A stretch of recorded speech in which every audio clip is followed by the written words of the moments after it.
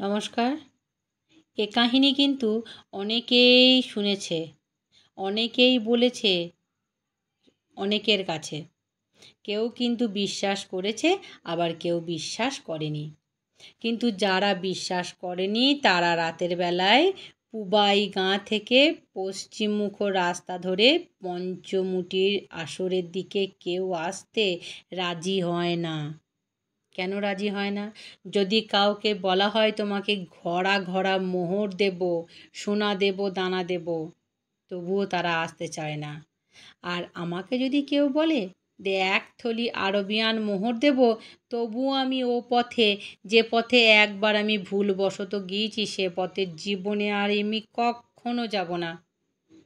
কণ্ঠে বৈশাখীতে তোমাদের আমি স্বাগত জানাই। তোমাদের আমি আজকে যে গল্পটা শোনাবো সেটা হাড় হিম করা ভূতের গল্প। লিখেছেন হরিনারায়ণ চট্টোপাধ্যায়। গল্পের নাম পঞ্চমুণ্ডির আসর। স্টেশনের নাম লোচনপুর। সেখান থেকে আরও 2 ক্রোশ। যানবাহন বলতে কিচ্ছু নেই। গরমে আর শীতে গরুর গাড়ি চলে, কিন্তু বর্ষায় তা সম্ভব নয়। মাঝপথে দুটো খাল, অন্য সময়ে বালিস্তূপ, বর্ষাকালে পার হওয়া দায়, খেয়া নৌকা ছাড়া। উপায় নেই, কোর্টের কাজ। এই 4-5 মাইল পথ হেঁটে যদি পুবাই গাঁয়ের সর্বেশ্বর জনাকে ধরতে হবে, যদি ধরতে পারি, ধরা মানে কোর্টের ভাষায় সমন ধরিয়ে দেওয়া আর কি। এই কাজ না পারলে চাকরি থাকবে না আমার।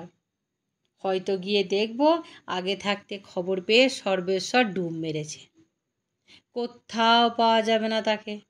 তা যদি হয় তাহলে তার বাড়ির দরজায় নোটিশ হেঁটে দিয়ে আসতে হবে। মোট কথা, যেতে আমাকে হবেই। আমি যাত্রা শুরু করলাম। কাদামাটির পথ কিছুটা গিয়েই শেষ হয়ে গেল। তারপর আল, হাতখানেক চওড়া। সার্কাসের খেলায় সরু তারের উপর দিয়ে যেভাবে লোকটা হাঁটে, সেই রকম কায়দায় সাবধানে এগিয়ে চলেছি। একটু এদিক ওদিক হলেই একেবারে কাদাগোলা জলে নাকানি চোবানি খেতে হবে। একমাত্র ভরসার কথা, এখনও যথেষ্ট আলো রয়েছে, চারদিক পরিষ্কার দেখা যাচ্ছে। হাতের লাঠিটা ঠুকতে ঠুকতে চলতে লাগলাম। যা শুনেছিলাম তা ভুল। খাল 2 নয়, খাল 1টা। খেয়া নৌকার কোনো ব্যবস্থা নেই। সরু খালের উপর বাঁশের একটা সেতু রয়েছে। 2 হাতে বাঁশ আঁকড়ে খাল পার হলাম। তারপর আল নয়, সরু পথ, পায়ে চলা, দুপাশে ঘোড়া নিম আর আশশ্যাওলার গাছ। জায়গাটা বেশ অন্ধকার। মাইলখানেক পথ পার হয়ে পুবাই গাঁয়ে হাজির হলাম। ছোট্ট গ্রাম, একটা দোকান আর গোটা 10 চালা ঘর এই গ্রামের সীমানা। বরাত ভালো হতেই হবে। সর্বেশ্বরকে একেবারে বাড়ির দোয়াতেই পেয়ে গেলাম। বসে বসে গাবের আটা দিয়ে জাল মাজছিল। তার কাছে খোঁজ করতেই বাজখাঁই আওয়াজে বলল, আমি সর্বেশ্বর জানা, পিতা ঈশ্বর পতিতপাবন জানা। মশাইয়ের প্রয়োজনটা দেখেই সর্বেশ্বর চমকে উঠল। এমন জানলে হয়তো জাঁক করে পরিচয়টা আর দিত না। কাজ শেষ করে কোঁচার খুঁটে পান গাল মুখ ভালো করে মুছে নিলাম। বললাম, একটু জল খাওয়াতে পারেন? সর্বেশ্বর এক দৃষ্টিতে কিছুক্ষণ আমার দিকে চেয়ে রইল। সে দৃষ্টিতে যেন আগুন ঝরছে। তারপর বলল, লোচনপুর থেকে আসবার সময় একটা খাল পার হয়ে এসেছেন না? আমি ঘাড় নেড়ে বললাম, হ্যাঁ। অনেক জল পাবেন সেই খালে, পেট পুড়ে চুমুক দিতে পারবেন, বুঝলেন? অবস্থা থেকে আমি আর দাঁড়ালাম না, দাঁড়াতে সাহস হলো না। কিন্তু বলা যায় না, দলবল ডেকে নিয়ে যদি লাঠির ঘায়ে একেবারে খতম করে দেয়, তাহলে কিচ্ছু করতে পারবো না। এরপর মাটি খুঁড়ে লাশটা যদি পুঁতে ফেলে, তাহলে কাক চিলেও জানতে পারবে না। কোর্টে পেয়াদার ভাগ্যে মারধর হামেশাই হয়। লোকজন খেপে উঠে আধমরা করে দেয়।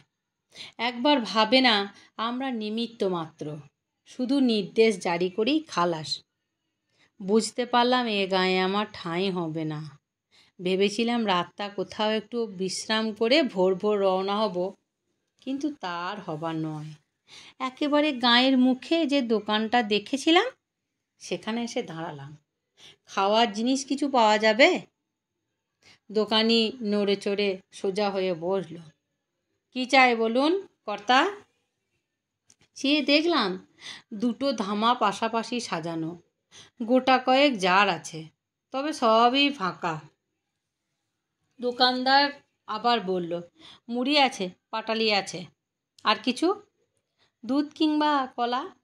আগে না, ওসব এখানে পাবেন না।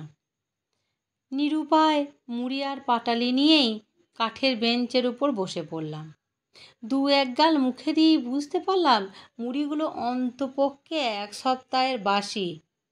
আর পাটালি যে এত তেতো হয় কি করে, সে অনেক ভেবে আমি কুল কিনারা করতে পারলাম না। খাওয়া শেষ করে জল খেয়ে পয়সা দেবার মুখে জিজ্ঞাসা করলাম, এখানে রাতটা কাটাবার জায়গা হবে? এ দোকান ঘরের একপাশে হাত পা মুড়ে পড়ে থাকব। কোনো উত্তর নাই দেখে মুখটা তুলেই শঙ্কিত হলাম।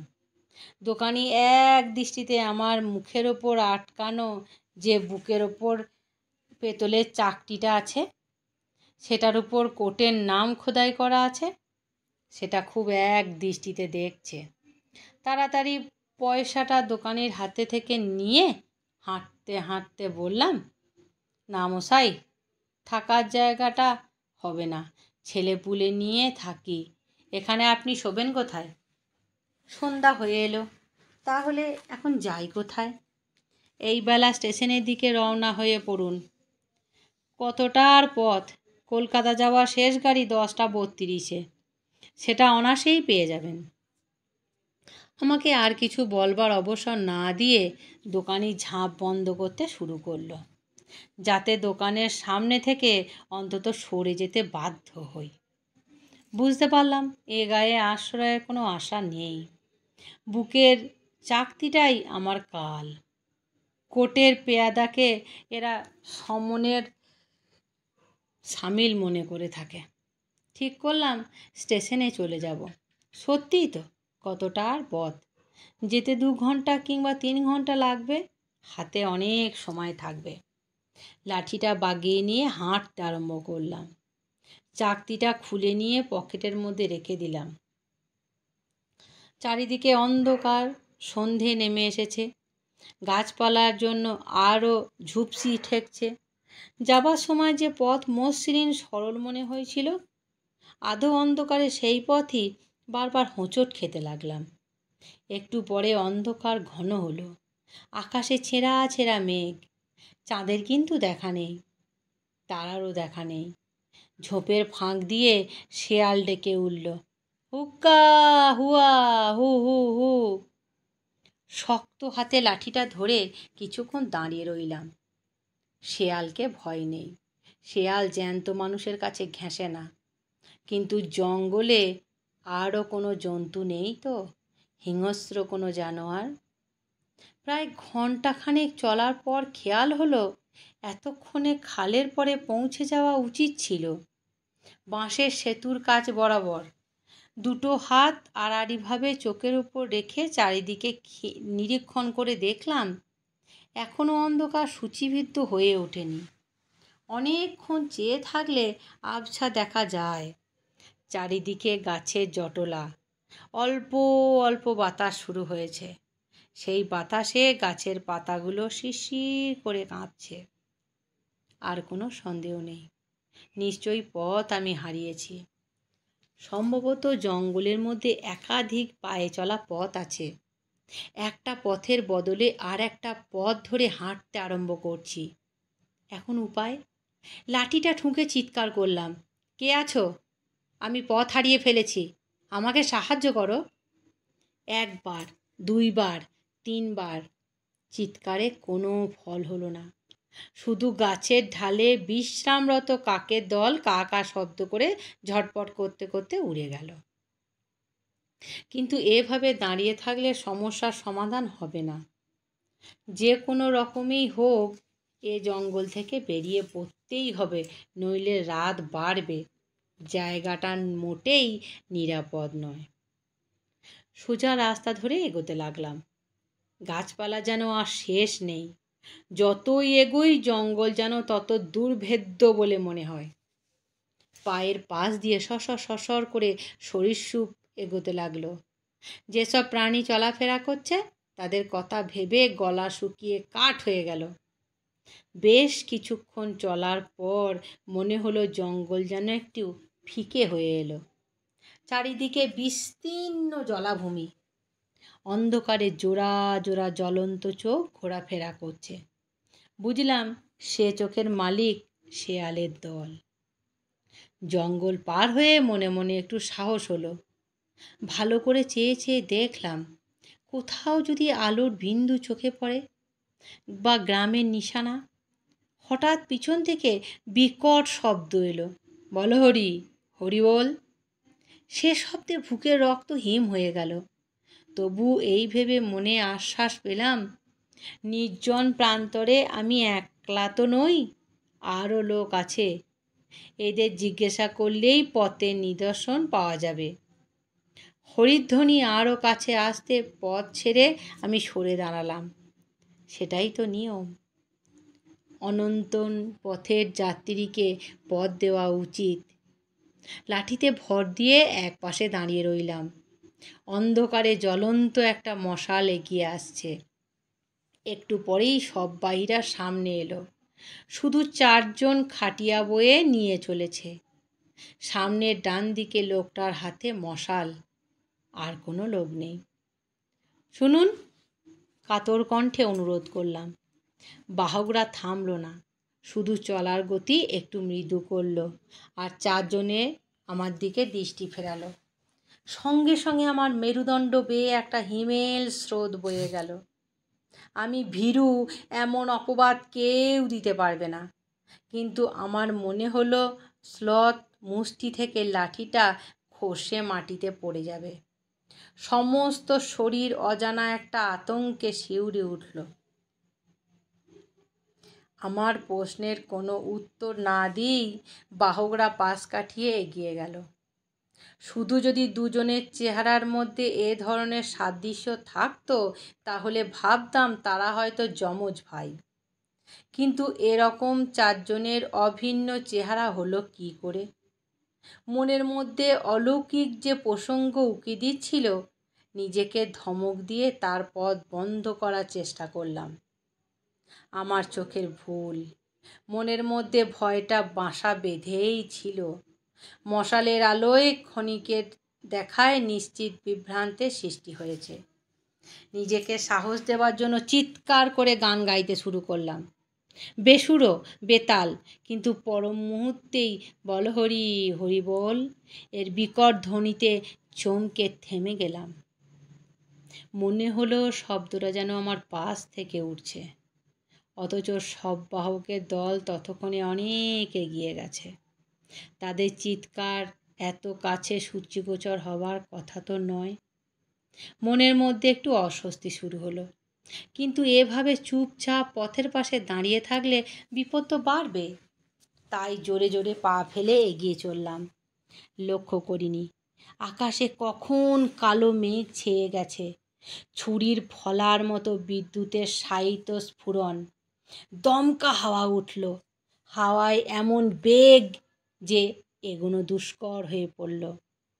আবার সেই চিৎকার, এবারে যেন একেবারে কানের পাশে, বলো হরি, হরি বল। চিন্তা করে লাভ নেই। চিন্তা করে এ ব্যাপারে জ্বর ছাড়ানো যাবে না। রহস্য যাই হোক, যেভাবেই হোক, আমাকে প্রাণে বাঁচতে হবে।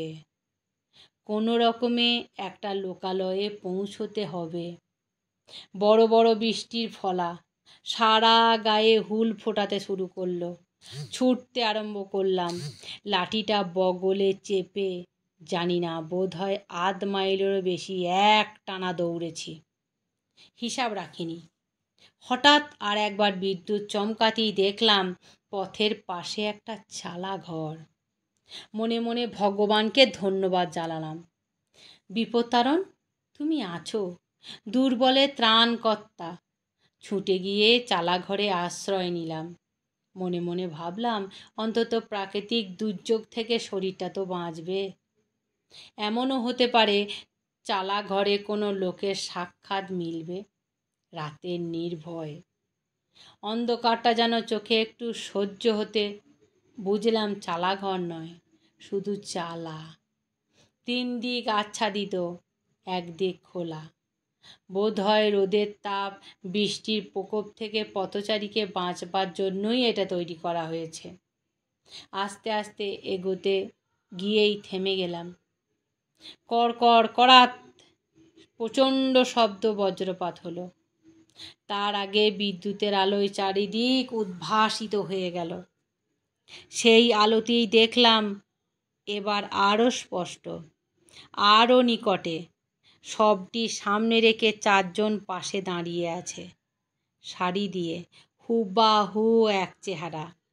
এমনকি অসংস্কৃত দাড়ি গোঁফের মাত্রাও।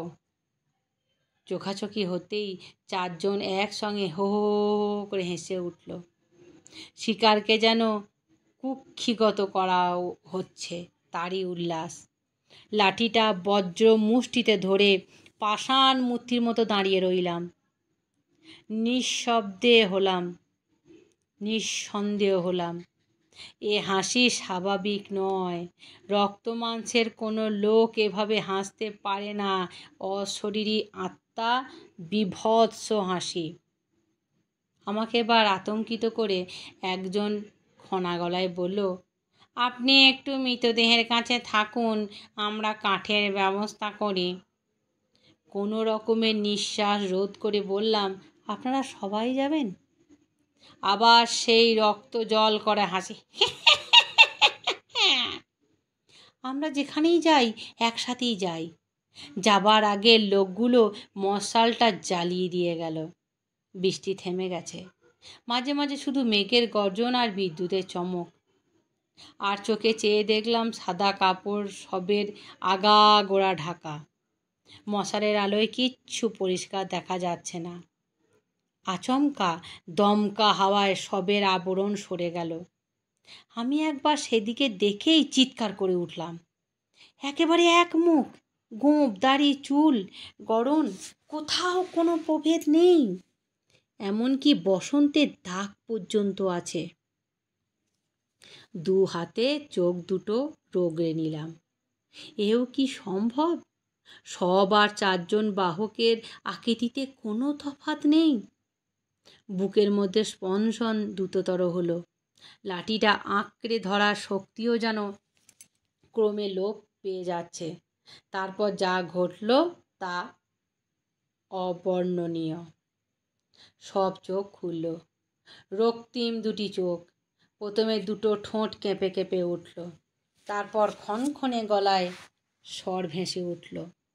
একটু উঠে বসার মতো করে বলল, ঠিকই ভেবেছ, আমরা 5 জন একই লোক, কোনো তফাৎ নেই। বসন্ত রোগে মারা গিয়েছিলাম বলে প্রতিবেশীরা কেউ ভয়ে পোড়াতে এলো না। দেহের সৎগতি হবে কি করে? হলো না। তাই নিজের দেহ থেকে 4 জন বাহক সৃষ্টি করলাম। তারই বয়ে নিয়ে এলো শ্মশানে। কেমন বুদ্ধি বার করলাম বলো তো? এরপর আমার কিছু মনে নেই। যখন জ্ঞান হলো দেখলাম পথের এক পাশে কাদামাখা দেহে পড়ে আছি। পরনের পোশাক ছিন্ন ভিন্ন শতছিন্ন। জেলেরা আমার মুখে চোখে জল দিচ্ছে, বাতাস করছে। একটু সুস্থ বোধ করে উঠে বসলাম। চারিদিকে চেয়ে চেয়ে দেখলাম চালাঘর আছে, কিন্তু শূন্য রাতের বিভীষিকা কোথাও নেই। আস্তে আস্তে বললাম, লোচনপুর স্টেশন এখান থেকে কত দূরে? লোচনপুর এখান থেকে পাক্কা 10 মাইল, একেবারে উল্টো দিকে। এই জায়গার নাম কি? এটাকে বলে 5 মুন্ডির আসর। 5 মুন্ডির আসর? চমকে উঠলাম।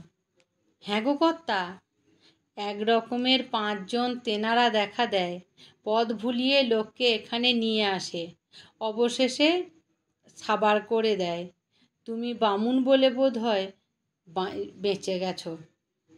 ছেঁড়া পরিষ্কার পরিচ্ছন্নের ফাঁক দিয়ে পৈতেটা দেখা যাচ্ছিল। এই কাহিনী অনেকেই বলেছি, কেউ বিশ্বাস করেছে, কেউ বিশ্বাস করেনি। কিন্তু যারা বিশ্বাস করেনি তারা রাতের বেলায় পূর্বই গাঁ থেকে পশ্চিমমুখী রাস্তা ধরে 5 মন্দির আসরের দিকে কেউ আসতে রাজি যদি হয়, যদি আমার মনে হয় কেউ রাজি হবে না, আমাকে যদি কেউ 1 থালা আরবিয়ান মোহর দেয়, শুধু আমি ও পথে আর জীবনে কোনো দিন যাব না।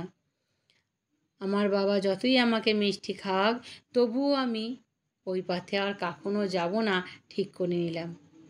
আমার গল্প যদি তোমাদের ভালো লেগে থাকে তাহলে আমার চ্যানেলটিকে সাবস্ক্রাইব করো, ফলো করো, লাইক করো। আর যদি তোমার নিকট আত্মীয়র সঙ্গে আমার গল্প পৌঁছাতে চাও তাহলে শেয়ার করে দিও। তোমরা আমার ফ্যামিলি, তোমরা আমার পরিবার, তোমরা আমার পাশে না থাকলে কে পাশে থাকবে? ভালো থেকো, সুস্থ থেকো, নমস্কার।